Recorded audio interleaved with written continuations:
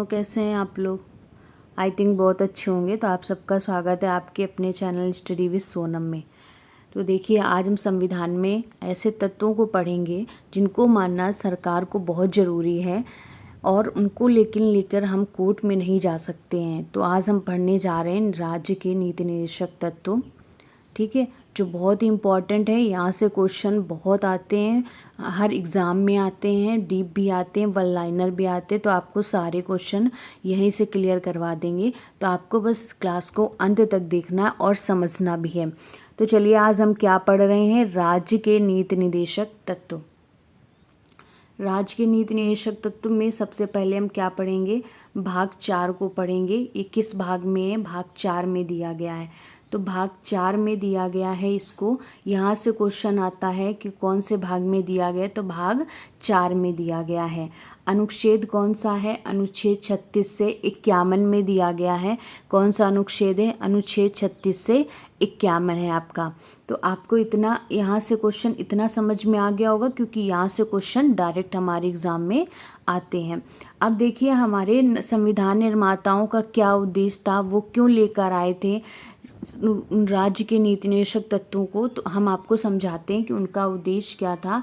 कि उनका उद्देश्य था कल्याणकारी राज्य की स्थापना करना, एक अच्छे राज्य की स्थापना करना, कि राज्य किसी भी नागरिक को परेशान न करे। इसलिए उन्होंने संविधान निर्माताओं ने ये किसके लिए? राज्य के लिए नियम कानून बनाए कि आपको अपने राज्य में कैसे नागरिकों की कल्याण की रक्षा करनी है, उनके साथ अच्छा व्यवहार करना, उनके साथ न्याय करना है। तो ये सारे फैक्ट हमारे संविधान निर्माताओं ने संविधान में रखे। तो आई थिंक इतना आपको समझ में आ गया होगा। अब चलिए हम स्टार्ट करते हैं। तो नीति निर्देशक तत्व क्या होते हैं?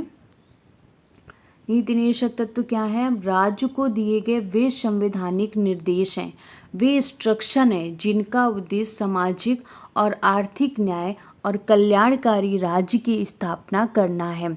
तो देखो, हम आपको इसको आसान भाषा में समझाते हैं कि राज्य को ऐसे निर्देश दिए गए जिससे नागरिकों के सामाजिक और आर्थिक न्याय मिले और उनके जीवन स्तर को सुधारा जाए, यानी कि कल्याणकारी राज्य की स्थापना की जाए। तो आपको इतना समझ में आ गया होगा कि एग्ज़ाम में यहाँ से भी क्वेश्चन आता है कि नीति निर्देशक तत्व क्या है या उनका उद्देश्य क्या था। तो हमने बताया आपको उद्देश्य क्या है? कल्याणकारी राज्य की स्थापना करना। तो आई थिंक इतना आपको समझ में आ गया होगा। अब देखिए, मुख्य उद्देश्य क्या था हमारा?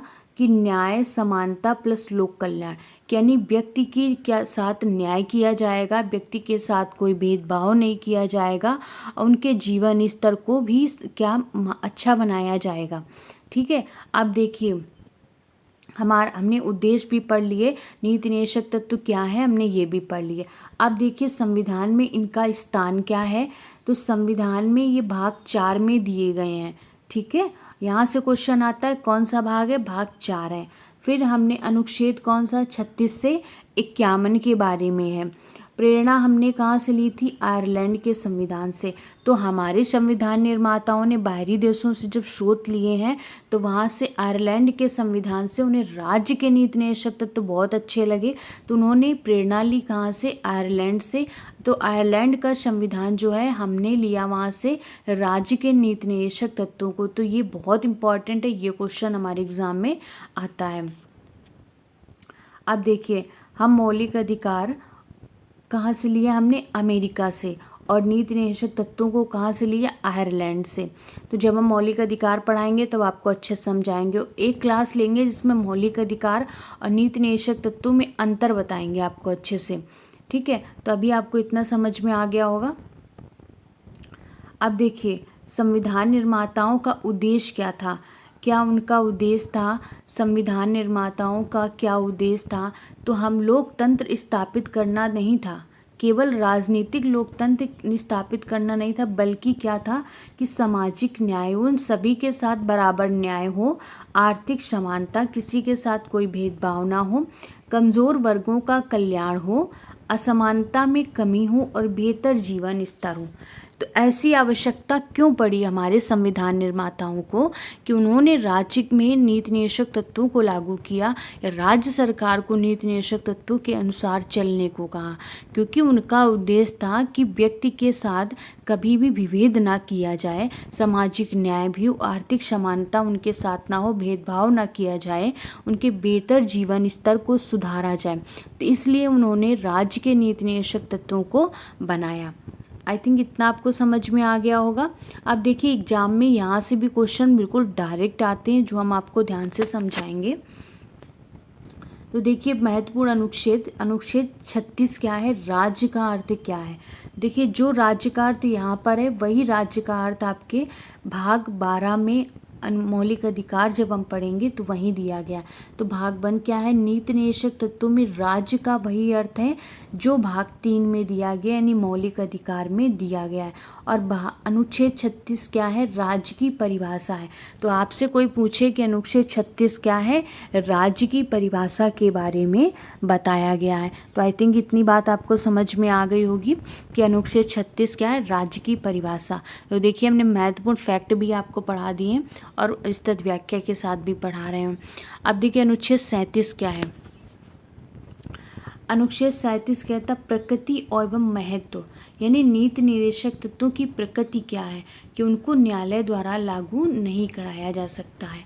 देखिए इस आसान भाषा में समझाते हैं आपको कि हम अपने जैसे राज्य ने कभी कोई नियम कानून बनाया तो उसके खिलाफ हम सुप्रीम कोर्ट या न्यायालय नहीं जा सकते हैं, क्योंकि क्या नीति निदेशक तत्वों को किसी न्यायालय द्वारा लागू नहीं कराया जा सकता है क्योंकि समाज के कल्याण के लिए है। तो राज्य कभी कभी ऐसे कानून बनाती है जिसमें समाज के कल्याण के लिए सब कुछ होगा, तो हम उसके लिए फिर क्या करते हैं, न्यायालय नहीं जा सकते हैं। और कभी नियम ऐसे होते हैं जो व्यक्ति के जीवन स्तर को उच्च नहीं बनाया जा सकता है, तब भी हम कहाँ नहीं जा सकते, न्यायालय नहीं जा सकते। तो हमारे संविधान निर्माताओं ने राज्य के नीति निदेशक तत्वों को इस प्रकार बनाया कि न्यायालय द्वारा लागू नहीं कराया जा सकता है।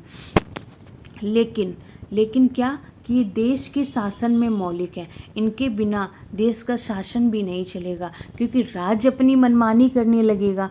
इसलिए संविधान निर्माताओं ने डीपीएसपी को बनाया।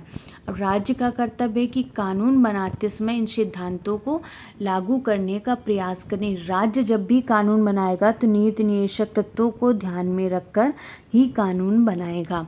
आई थिंक इतनी बात आपको समझ में आ गई होगी। आप परीक्षा की लाइन से देखिए इंपॉर्टेंट फैक्ट कि ये न्यायालय द्वारा लागू नहीं कराए जा सकते हैं। तो न्यायालय द्वारा लागू नहीं कराए जा सकते हैं और ये गैर न्यायोचित है, इन्हें अदालत द्वारा सीधे लागू नहीं कराए जा सकते हैं। इनके खिलाफ हम कोर्ट में नहीं जा सकते हैं।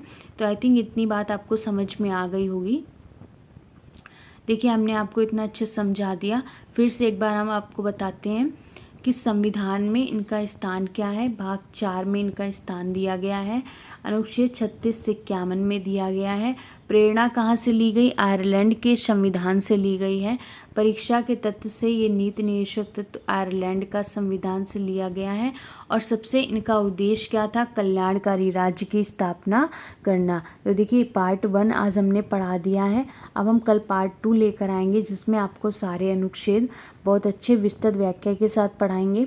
तो आप क्लास को अंत तक देखें तभी आपको समझ में आएगा। और study with Sonam YouTube channel से जुड़ना न भूलें, सब्सक्राइब कर लीजिए क्योंकि डेली आपको क्लास मिलेगी। धन्यवाद।